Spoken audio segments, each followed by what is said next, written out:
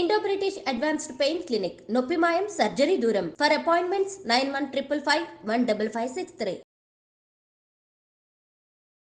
Welcome to iDream media. So జనరల్గా diabetes అండి, ఇంట్లో ఇద్దరుంటే ఒకరికి డయాబెటీస్ అనేది ఉంటూ ఉంది. అయితే ఇది చలికాలం, ఈ సీజన్లో ఈ డయాబెటీస్ అనేది ఎక్కువ అవుతూ ఉంటుంది, షుగర్ లెవెల్స్ అనేవి ఎక్కువ అవుతూ ఉంటాయని చెప్తూ ఉంటారు. నిజమేనా ఇది? అయితే జనరల్గానే నైట్ ఈ షుగర్ లెవెల్స్ ఫ్లక్చుయేట్ అవుతూ ఉంటాయి. సో తీసుకునే ఆహారంలో జాగ్రత్తలు తీసుకోవాలి, డిన్నర్లో చాలా జాగ్రత్తలు తీసుకోవాలని చెప్తూ ఉంటారు. దీనిలో వాస్తవం ఎంత, పూర్తి వివరాలు తెలుసుకుందాం. ఈరోజు మనతో పాటు ఉన్నారు ప్రముఖ internal medicine specialist doctor Rajesh Yukkala garu. Doctor గారు నమస్తే. నమస్తే. డాక్టర్ గారు, ఎన్నో ఇంట్రెస్ట్ చేశాను మిమ్మల్ని ఈ షుగర్ గురించి. అయితే ఈ చలికాలము అంటే సీజన్కి షుగర్ లెవెల్స్ అనేవి మారుతూ ఉంటాయా? చలికాలంలో వాస్తవానికి ఎక్సర్సైజ్ అనేది చాలామంది మానేస్తారు. First thing. సో ఎక్సర్సైజ్ మానేసినప్పుడు వీళ్ళు చేసే పని ఏంటి? ఎక్కువసేపు పడుకోవడం. సో ఇండైరెక్ట్గా యాక్టివిటీ అనేది తగ్గిపోయింది. యాక్టివిటీ తగ్గిపోతూ చలికాలంలో కన్జంప్షన్ ఆఫ్ క్యాలరీస్ కూడా ఎక్కువగా ఉంటాయి, ఎందుకంటే ఆ ప్రిఫరెన్స్ అలా ఉంటుంది. సో ఎండాకాలానికి చలికాలానికి డిఫరెన్స్ ఏంటంటే వాటర్ తక్కువ తాగుతాం, సో స్టమక్ ఎంప్టీనెస్ ఎక్కువగా ఉంటుంది. సమ్మర్లో ఎక్కువ వాటర్ తాగుతాం, స్టమక్ ఫుల్నెస్ ఎక్కువ ఉంటుంది. సో ఆ కారణంగా ఇంకొద్దిగా ఎక్కువ తినడం అనేది సహజంగా జరిగే అంశం. సో ఈ కారణంగా షుగర్ అనేది ఎఫెక్ట్ అవుతుంది. ఓకే, జనరల్గా ఈ ఈ లెవెల్స్ ఉంటే ఇది నార్మల్ షుగరు అనడానికి ఏముంది డాక్టర్ గారు? ఎట్లా మనం చెప్తాము?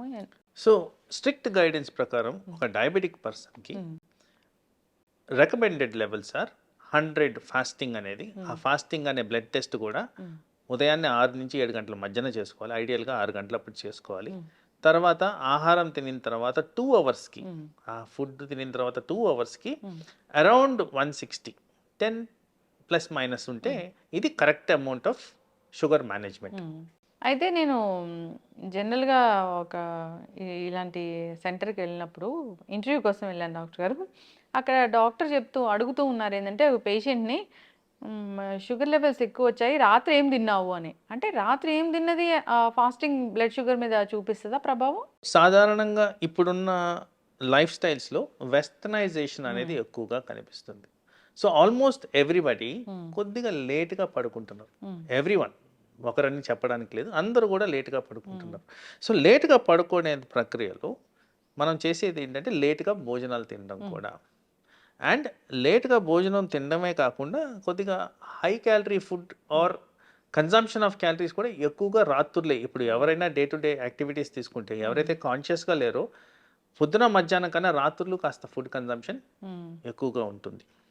సో ఇవే కాకుండా మనం ఇదివరకు అనుకున్నట్టు మానసిక ఒత్తిడులు అనేవి పెరుగుతూ వస్తున్నాయి. ప్రతి ఒక్కరికి స్ట్రెస్ అనేది ఎక్కువ ఉంటుంది, నిద్ర అనేది లోపిస్తుంది. సో నేను చెప్పదలుచుకుంది, డయాబెటీస్ అనేది ఒక హార్మోన్ ద్వారా రెగ్యులేట్ అయ్యే కండిషన్. ఇంత చేంజెస్ వచ్చినప్పుడు ఈ హార్మోనల్ ఇంబ్యాలెన్స్ కూడా తప్పుదోవ పడుతుంది. ఆ కారణంగా ఈ ఫాస్టింగ్ షుగర్ అనేది ఫ్రీక్వెంట్గా ఎక్కువగా కనిపిస్తుంది. ఓకే, అయితే ఫాస్టింగ్ షుగర్ ఎక్కువగా కనిపిస్తే దాన్ని బేస్ చేసుకొని మందులు రాస్తారా, లేదంటే దానికి కూడా ఏమైనా 24 hours మానిటరింగ్ అట్లా ఉంటుందా డాక్టర్ గారు? ఓయా, ఇప్పుడు డివైజెస్ అనేవి చాలా వచ్చున్నాయి. ఇప్పుడు కంటిన్యూస్ బ్లడ్ షుగర్ మానిటరింగ్ అనేది చాలా కామన్గా వాడుతున్నాం. దీన్ని CGM అంటాం. ఈ CGM అనేది ఇప్పుడున్న అవైలబుల్ డివైజెస్లో కనీసం 14 రోజుల వరకు కంటిన్యూస్గా మానిటర్ చేసే విధంగా ఉంటుంది. ఏ టైంలో ఎక్కువ అవుతుంది, ఏ టైంలో తక్కువ అవుతుంది, అన్ని డేటా చూపించేస్తూ మీకు అలారమ్స్ ఇస్తూ కూడా ఇది ఫంక్షనింగ్ అనేది జరుగుతుంది. సో అలాంటి దాన్ని డేటా తీసుకొని మేము ఈ లెవెల్స్ అనేవి అడ్జస్ట్ చేయడం జరుగుద్ది. ఈ ఒక్కరోజు పెరిగిందా, 10 రోజులు పెరిగిందా, కంటిన్యూస్గా ఎక్కువ ఉందా అనే దాన్ని బట్టి మనం మెడిసిన్ ఎలా విధంగా అడ్జస్ట్ చేయాలనేది. ఎందుకంటే ఇక్కడ జస్ట్ షుగరే కాదు, అసోసియేటెడ్. ఇప్పుడు సపోజ్ నిద్ర లోపించిన వల్ల షుగర్ పెరిగినప్పుడు నిద్రని టార్గెట్ చేయాలి, కానీ షుగర్ని కాదు టార్గెట్ చేయాల్సింది. సో ఏదైతే టార్గెటెడ్ ప్రాబ్లం ఉందో దాన్ని ఓరియంటెడ్గా ట్రీట్మెంట్ అనేది జరుగుతుంది. ఏది దీన్ని ట్రిగర్ చేస్తుంది అనేది దాని బేస్డ్, దాన్ని తగ్గించుకుంటే షుగర్ అనేది కంట్రోల్. అంటే జనరల్గా ఇప్పుడు మరి శీతాకాలంలో ఎక్కువగా షుగర్ లెవెల్స్ అనేవి ఫ్లక్చువేట్ అవుతూ ఉంటాయి, పెరుగుతూ ఉంటాయి అన్నప్పుడు జాగ్రత్తలు ఏం చెప్తారు డాక్టర్ గారు? సో మీ డైలీ యాక్టివిటీ ఏదైతే మేము రికమెండ్ చేస్తుంటామో అవి స్టాప్ చేయొద్దు. That is the first thing. సరే ఇప్పుడు మీరు సంవత్సరం పొడుగుతా చేసి 2-3 నెలలు మానేసినప్పుడు మీ క్యాలరీ బర్నింగ్ కెపాసిటీ తగ్గినట్టే కదా. అవును. సో దాని కారణంగా షుగర్ అనేది వేరియేషన్స్ అనేవి వస్తున్నాయి కదా. తర్వాత కన్జంప్షన్ కూడా పెరుగుతుంది కదా. సో ఇవి కాకుండా ఆ న్యూట్రాలిటీ మెయింటైన్ చేస్తే ఆల్వేస్ ఐడియల్. ఎందుకంటే ఈ వింటర్ సీజన్ అన్నప్పుడు ఒక 4 months ఉందనుకున్నాం మ్యాక్సిమం ఎక్స్టెన్షన్. మరి 4 months is a bigger chunk. అంటే ఆ పీరియడ్ అనేది చాలా పెద్ద పీరియడ్. 4 months పీరియడ్ని రిలాక్సేషన్గా తీసుకోవడానికే లేదు. ఒకరోజు ఏదో ఒక పూటనో అంటే అది వేరు, కానీ మరి 120 రోజులు అంటే చాలా ఎక్కువగా స్పాన్. అందుకో బాడీ మీద స్ట్రెస్ ఎక్కువ ఉంటుంది, అవయాలు ఎఫెక్ట్ అవ్వడం జరుగుద్ది. పర్టికులర్గా ఆ సీజన్లో కొద్దిగా ఈ స్ట్రోక్లు, హార్ట్ అటాక్లు వచ్చేదానికి ఆస్కారం ఉంది. ఓకే. డయాబెటీస్ వల్ల కూడా స్ట్రోక్ వస్తుందా? ఓ 100%. 100%. Diabetes is the commonest reason for heart attacks in India. Commonest reason. So ఎక్కువ శాతం హార్ట్ అటాక్స్ ని మనం అనలిటికల్గా తీసుకుంటే డయాబెటిక్ రిలేటెడే ఉంటున్నాయి. ఏం జరుగుతుంది డాక్టర్ గారు? ఇప్పుడు షుగర్ ఎక్కువైంది, అది హార్ట్ మీద ఎట్లా సో జరుగుతుంది? వీటన్నిటికీ ప్రైమరీ కారణం కొలెస్ట్రాల్ లెవెల్స్. ఎప్పుడైతే క్యాలరీస్ పెరుగుతున్నాయి అంటున్నానో ఆ ఎక్సెస్ అమౌంట్ ఆఫ్ క్యాలరీస్ ఏమవుతుంది బాడీలో ఫ్యాట్ రూపంలో తయారవుతుంది. కొలెస్ట్రాల్ అంటే ఏంటి? ఫ్యాటే. సో ఆ ఫ్యాట్ కారణంగా ఈ రక్తనాళాల్లో బ్లడ్ సరఫరా ఆగిపోవడం, ఆ కారణంగా బ్లడ్ సప్లై ఎక్కడైతే లోపిస్తుందో పర్టికులర్గా బ్రెయిన్ అండ్ హార్ట్కి ఎఫెక్ట్ అయ్యి స్ట్రోక్ అనేది వచ్చేదానికి ఆస్కారం ఉంది. ఇండైరెక్ట్గా చూసుకుంటే ఈ హై షుగర్ లెవెల్స్ వల్లే ఇదంతా జరుగుతుందని సైంటిఫిక్ రుజువులు ఉన్నాయి. ఓకే డాక్టర్ గారు, ఇప్పుడు ఎవరైనా ఈ షుగర్ టాబ్లెట్స్ రాసినప్పుడు షుగర్ ఉన్న వాళ్ళకి బిఫోర్ ఫుడ్, ఆఫ్టర్ ఫుడ్ అలా ఇస్తూ ఉంటారు డాక్టర్స్. కొందరు బిఫోర్ ఫుడ్ తీసుకుంటే మాకు పడట్లేదు, ఆఫ్టర్ ఫుడ్ తీసుకుంటామని తీసుకుంటూ ఉంటారు. అది మంచిదేనా అండి? సో ఐడియల్గా ఇది customisation to the patient need మీరు చెప్పే థింగ్. సో ఐడియల్గా ఎప్పుడన్నా ఒక సబ్స్టెన్స్ మనం ఒక దాన్ని కంట్రోల్ చేయడానికి ఇవ్వాలి అంటే బిఫోర్ ఫుడ్ అనేది ఇంపార్టెంట్. ఎందుకంటే అది జీర్ణమయ్యి ఈ షుగర్ లెవెల్స్ స్పైక్ అయ్యే లోపలే అది కూడా ఎఫెక్టివ్గా పనిచేయడం అనేది ఇంపార్టెంట్. సో ఐడియల్గా always sugar tablets before food అనేది ఉండాల్సిన అవసరం ఉంది. అది 10 నిమిషాల 30 నిమిషాలు అనేది డాక్టర్ గారు నిర్దేశిస్తారు. తర్వాత ఎవరికన్నా ఈ జీర్ణాశయానికి సంబంధించిన ప్రాబ్లమ్స్ ఉన్నప్పుడు దాన్ని ఎలా కస్టమైజ్ చేసుకోవాలో వాళ్ళ సూచనల సలహాల మేరకు ఫాలో అయితే సరిపోతుంది. ఎస్. కానీ అయితే చాలా పెద్ద మీ మీద కంప్లైంట్ ఏముంటుందండి డాక్టర్స్ మీద? నాకు షుగర్ వచ్చింది, కానీ డాక్టర్ గారు ఏమో నాకు ఇన్ని టాబ్లెట్ రాశారు, ఓన్లీ ఒక షుగర్ టాబ్లెట్ రాస్తే సరిపోతుంది కదా, కొలెస్ట్రాల్ రాశారు, మల్టీవిటమిన్ రాశారు, ఇలాంటివన్నీ ఎందుకు రాశారు అని అంటూ ఉంటారు. ఎందుకు డాక్టర్ గారు? డయాబెటీస్ అనేది ఒక షుగర్కి సంబంధించిన వ్యాధే కాదు, పలు అవయాల్ని ఎఫెక్ట్ చేసే వ్యాధి అది. అండ్ నేను ఇదివరకు చెప్పినట్టు హార్మోనల్ ఇంబ్యాలెన్స్ కారణంగా వచ్చేదే ఇది. డయాబెటీస్ రాకముందు జరిగే అంశం ఏంటంటే పర్టికులర్గా టైప్ 2 డయాబెటీస్లో ఉబకాయం అనేది ఆల్రెడీ ఎస్టాబ్లిష్డ్. ఉబకాయం అనగా మెజారిటీ ఆఫ్ పేషెంట్స్లో ఫ్యాట్ కాన్సన్ట్రేషన్ పెరిగితేనే వచ్చేది ఉబకాయం.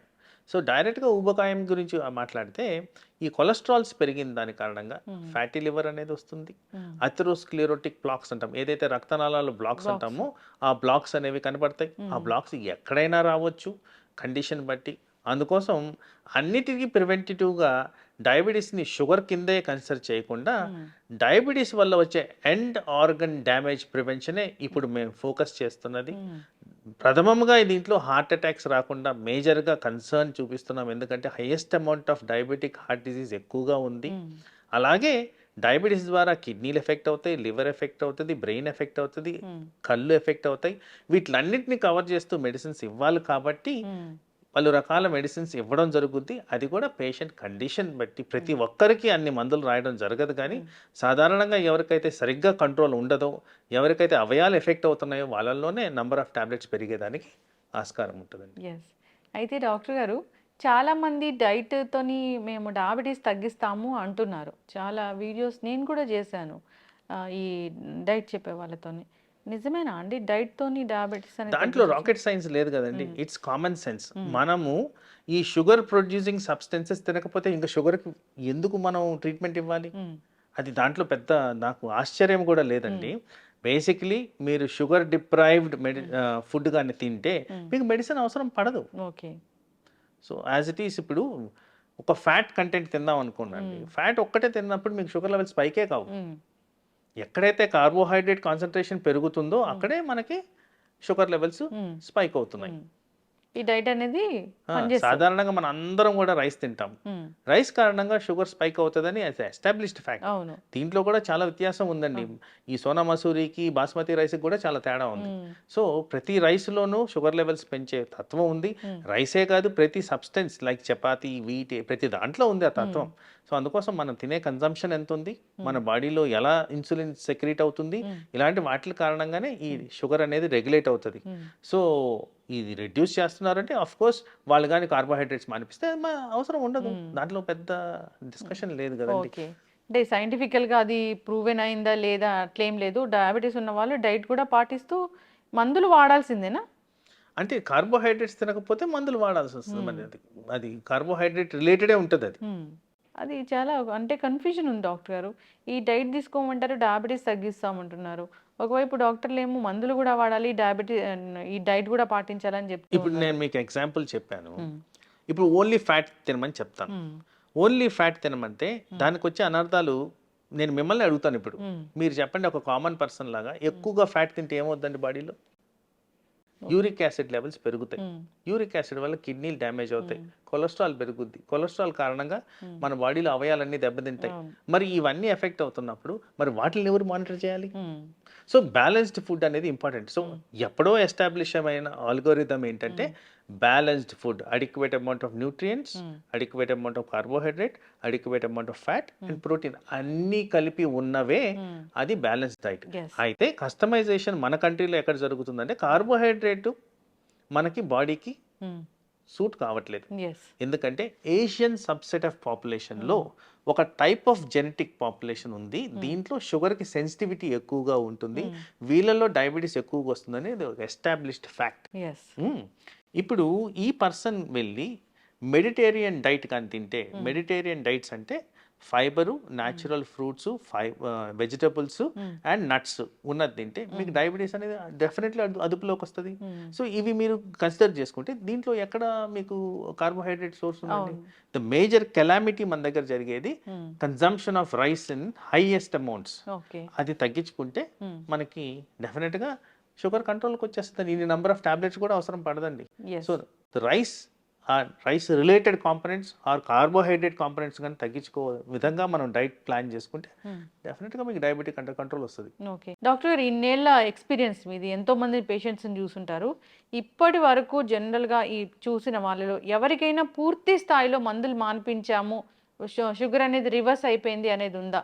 జనరల్గా చెప్తారు ఏంటంటే షుగర్ వచ్చిందంటే జీవితాంతం మందులు వాడాల్సిందే అంటారు. రివర్స్ అయ్యాయండి ఎవరికన్నా? సో ఇక్కడ చాలా ఇంపార్టెంట్ క్రిటికల్ క్వశ్చన్ మీరు అడిగింది, చాలా ప్రాక్టికాలిటీ ఉన్న క్వశ్చన్. సో ఇక్కడ చాలా మందికి అర్థం కావాల్సింది ఏంటంటే diabetes is a progressive condition. ఒక్కసారి డయాబెటీస్ డిటెక్ట్ అవుతుందంటే ఆ ఇన్సులిన్ ప్రొడక్షన్ అనేది బాడీలో 50% తగ్గిపోయిన తర్వాతే ఇది వస్తుంది. సో ఆ ప్యాంక్రియాటిక్ గ్లాండ్లో డ్యామేజ్ జరిగి లెస్ అమౌంట్ ఆఫ్ ఇన్సులిన్ కారణంగా ఇది ఎఫెక్ట్ జరుగుద్ది. రెండో విధమైన ప్రాబ్లం ఏంటంటే ఉబకాయం కారణంగా ఆ రిక్వైర్మెంట్ ఆఫ్ ఇన్సులిన్ లోపించి దానివల్ల కూడా మనకి షుగర్ లెవెల్స్ ఆల్టరేషన్స్ వస్తాయి. సో వీటిల్ని రివర్స్ చేయగలిగితే అంటే ప్యాంక్రియాటిక్ డ్యామేజ్ని రివర్స్ చేయలేం, బట్ ఉబకాయాన్ని రివర్స్ చేయొచ్చు. ఎవరికైతే రివర్స్ చేయగలుగుతానో వాళ్ళలో టెంపరీగా రిక్వైర్మెంట్ ఆఫ్ మెడిసిన్ అనేది ఉండదు. ఎందుకు టెంపరీ అంటున్నానంటే ఏదైతే ప్యాంక్రియాటిక్ డ్యామేజ్ జరిగి 50% ఆఫ్ ఇన్సులిన్ లాస్ అయిందో అది న్యాచురల్గానే తగ్గుతూ వస్తుంది. Over a period of 20 years కంప్లీట్గా ఇన్సులిన్ అనేది డిసపేర్ అయిపోద్ది. Variable from person to person. కంప్లీట్గా డిసపేర్ అయినప్పుడు కంపల్సరీ మనం మెడిసిన్ అనేది ఇవ్వాల్సిన పరిస్థితి. కంప్లీట్గా జీరో అయిన insulin levels in the body అంటే మనం బయట నుంచి ఇవ్వాల్సిన అవసరం. ఎస్, ఖచ్చితంగా డాక్టర్ గారు. షుగర్ గురించి ఇంకా చాలా క్వశ్చన్సే ఉన్నాయి. సో మనం ఈ సిరీస్ అనేది కంటిన్యూ చేద్దాము. షుగర్ గురించి ఏదైనా ఇబ్బంది పడుతున్న వాళ్ళు, టాబ్లెట్స్ గురించి కావచ్చు, ఇంకా ఏదైనా డౌట్స్ ఉంటే ఒకసారి మిమ్మల్ని కాంటాక్ట్ చేయాలని కోరుకుందామండి. చాలా చక్కటి ఇన్ఫర్మేషన్. ధన్యవాదాలు. నమస్తే.